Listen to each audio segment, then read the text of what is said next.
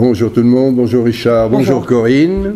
Alors bonjour. On va commencer par un coup de chapeau pour cette soirée du samedi soir. Donc chapeau à toi et aux dirigeants, aux organisateurs et aux joueuses surtout. Et aux joueuses bien entendu, bien sûr. Alors chapeau bas. Alors généralité, sans entrer dans le détail. J'ai vu le match de mercredi, on a vu le match de samedi. C'est une métamorphose complète de dominer sans âme, subissant les assauts adverses mercredi. Vous étiez injouable 3 jours après, sur la première mi-temps qui a été limite la perfection du basket et d'une production basket dans tous les points, et des erreurs corrigées point par point par rapport à ce qu'on avait vu mercredi, que ce soit défensivement, il y avait la présence, que ce soit offensivement, l'adresse extérieure aidant, ça vous a permis l'alternance et mettre le coach adverse dans sa stratégie un peu, ça devenait très compliqué de trouver sur quel point il fallait défendre, et un état d'esprit, des attitudes formidables du groupe. Bon, tu as tout résumé, hein, je pense. En plus, tu étais avec nous mercredi à Voiron. L'avantage d'avoir joué samedi, mercredi, samedi, c'est que de toute façon, tu ne peux pas cogiter, déjà, c'est la première chose. La deuxième chose, c'est que moi, j'avais ciblé les points où on avait été défaillant, tout ce que tu as dit, et que, en réalité, c'était que mental. Donc on a vraiment, de toute façon, il y avait peu d'entraînement, on en est revenu mercredi soir, il y a peu d'entraînement entre les deux, sauf que mon groupe est réactif par rapport à ce que j'ai mis, le petit retour vidéo qu'on a fait avec Robin, et il s'avère que c'était surtout dans les duels non porteurs qu'il fallait être présent contre cette équipe qui joue essentiellement en récitant ses systèmes, mais en mettant la balle là où les joueuses extérieures doivent la voir. Donc on a essayé de couper cette relation-là en défense notamment, et ça a très très bien marché. Je pense que notre première mi-temps, comme tu l'as dit, notre première mi-temps contre Voiron sur ce match-là, pour moi c'est la meilleure de l'année. Parce que en termes déjà 34-17 à la mi-temps, 34-16 à la mi-temps, du coup, c'est quelque chose d'assez marqué, encaissé, donc 16 points en 8-8 contre Voiron, qui quand même joue une équipe qui est très offensive. Donc les filles, elles ont vraiment fait le job. Donc voilà, après, du coup, comment il fallait bien rentrer en défense pour être sûr de bien attaquer, et en attaque, c'était « trouvez-moi Kendall ».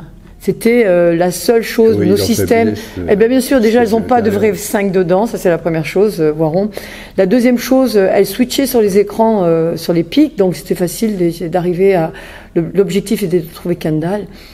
Et Kendall a fait le job par rapport au premier match qu'elle avait fait ici, où elle avait raté son match, c'était la seule fois de l'année. Là, elle est à 35 dévals à la fin, elle est à 22 points. Non, tout le monde a fait vraiment... Mais il faut retenir la prestation collective de la première mi-temps. Malgré tout, et ça, c'est un petit peu à ma décharge, et c'est là-dessus que je dois essayer de discuter avec elle, et puis moi-même me remettre en question. Ça fait 2 fois qu'il nous arrive la même chose. On a subi la même chose à Reims quand on a plus 18 à la mi-temps. Et on subit du coup l'assaut de l'équipe adverse au 3e quart-temps, parce qu'elles, c'est sûr qu'elles ne peuvent pas rester sur les mêmes logiques qu'elles avaient sur la première mi-temps, donc elles se sont rebellées, et nous là-dessus on n'a pas trouvé de solution. Donc je pense que j'ai ma part aussi de responsabilité, parce qu'à la mi-temps peut-être que je n'ai pas assez été directive, mais tout marchait tellement bien que c'est compliqué de trouver des choses à rectifier. Mais peut-être garder plus l'accent à attention, il faut que ça nous serve de leçon, ça. Parce qu'encaisser 31 points en 10 minutes, où elles sont à un moment donné revenues à 6 points, alors que tu as plus de 20 points d'avance, c'est la beauté du basket. Mais ça aurait pu nous être en péril à un moment donné, donc je vais essayer de voir avec elles, et puis moi-même... essayer de trouver des solutions quand on arrive à être bien, pour pas subir ce contre-coup que l'on a eu au 3e quart-temps, quoi. Oui, mais peut-être aussi un petit peu la défense un peu plus émoussée, parce qu'elles ont donné beaucoup sur la première mi-temps.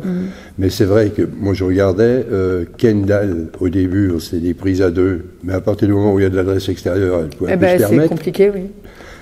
Et après, si c'est du 1 contre 1, vu qu'avec une fille sur Kendall, elle est inarrêtable. Elle est injouable. Par contre, sur cette période, sur ce carton-là, inversement, Voiron a fait 6 sur 7 à 3 points. Eh oui. Donc 6 sur 7 à 3 points, ça fait 90% à 3 points. C'est aussi du jamais vu. Même si c'est une équipe qui est bonne à 3 points, donc ça se justifie aussi un petit peu par là. Par contre, ce qu'il y a de bien, c'est qu'on a pu rectifier dans le dernier quart-temps, puisqu'on le gagne 16-11, et que du coup, elles ont marqué que 11 points. Donc c'était un mauvais passage, mais qui est surtout sûrement lié à tout ce qu'on a dit auparavant. Et il faut que ça nous serve de leçon pour les prochains matchs qu'on a à la maison, quoi. Alors on peut signaler le bon retour d'Emma, parce qu'après un mois d'absence, faire un match comme ça... Ça fait plus d'un mois. Oui. C'est-à-dire, on va revenir un petit peu là-dessus. Emma, quand elle a vu que Laura n'avait pas fini le match, m'a dit, Corinne, il faut que je joue. Elle n'était pas obligée, parce que déjà elle était pas obligée de jouer. Elle a rien fait avant le match-là. On a fait un micro-entraînement la veille. Oui. Alors elle nous a amené... En réalité, au-delà des points, elle met 8 points, 6 rebonds. Au-delà de ça, elle nous amène sa présence qui est un équilibre pour le groupe. Et à cette période de l'année, pendant ce moment-là, je crois que du coup, ça nous a fait énormément de bien parce que ça rééquilibre le groupe.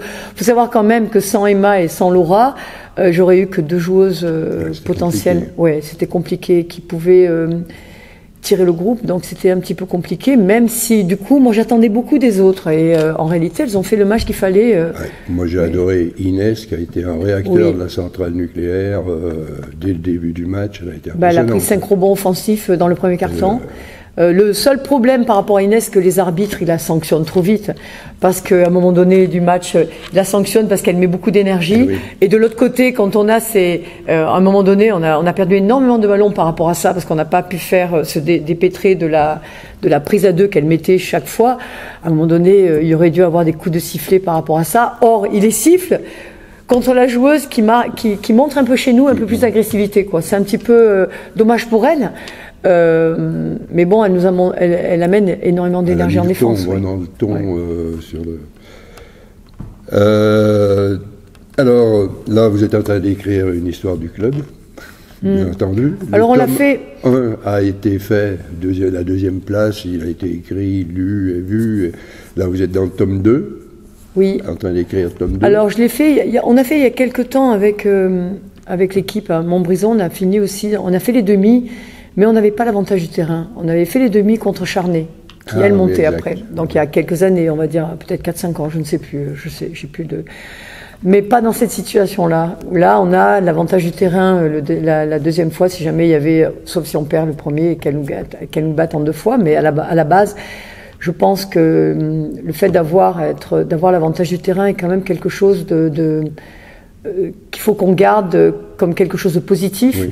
Parce que quand on voit l'ambiance qu'il y a à la maison, c'est quand même un plus pour nous, quoi. Ah ben là, je veux dire, tout était réuni pour faire une super soirée, parce que vous avez été à la hauteur, effectivement. Oui.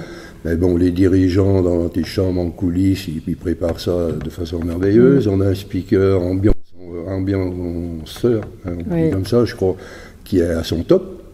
Qui met une grosse ambiance. Le groupe des supporters, on voit que... C'était assez rigolo parce il y avait quand même 100 personnes de Voiron, donc ils se répondaient, ils étaient l'un en face de l'autre pratiquement.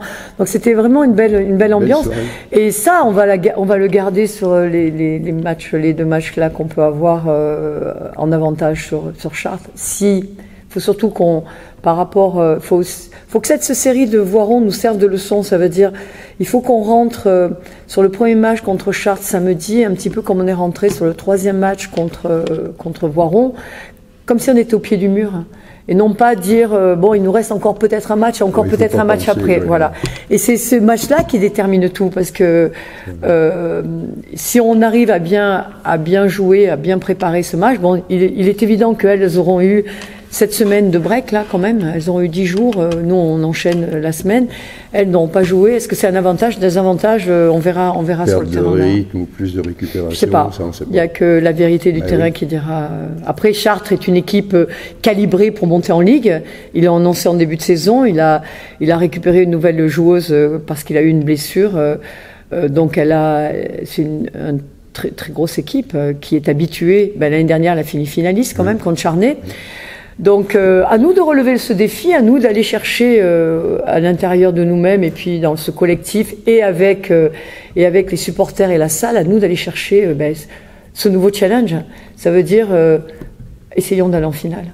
Ah oui, ce serait joli. Mais l'avantage, vous avez battu 2 fois Chartres, mais il ne faut pas que ça devienne dans la tête des avantages en arrivant trop moi confiant. je ne fais même plus attention à ce qui s'est passé en championnat. Ah oui, je ne parle même plus de elle marque ça, elle encaisse ça, c'est complètement différent. On va dire c'est un match sec. Ça veut dire que samedi, il nous faut gagner d'1 point, de 30 points, c'est pareil, comme on a fait contre Voiron. Ouais.